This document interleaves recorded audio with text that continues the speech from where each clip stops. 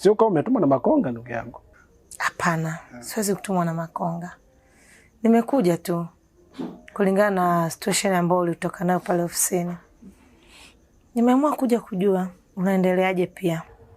Nashukuru Mungu unaendelea vizuri. Ila Makonga ni mtu hatari sana. Unamaanisha nini Ben? Kuna mambo mazito sana ambayo nikisema niyaseme kwako yanaweza kuhatarisha hata usalama wako.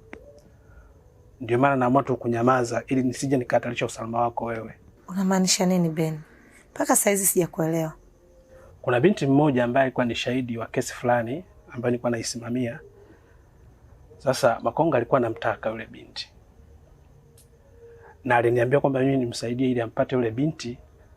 Kwa hiyo mimi nilikataa kwa sababu sikupenda kuhatarisha kazi yangu. Sasa baada ya kukataa akaamua kunitengenezea zengwe. Ben, kwa hiyo unataka kuniambia kwamba ile kesi haihusiani kabisa na masuala ya sheria? Kabisa. Oh my God. Kabisa. Sawa. Nimekuelewa Ben.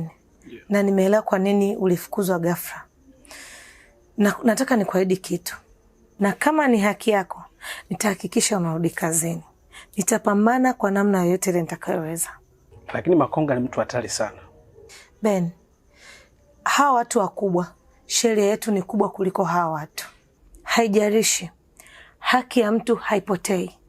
Nimekwambia kama ni haki yako na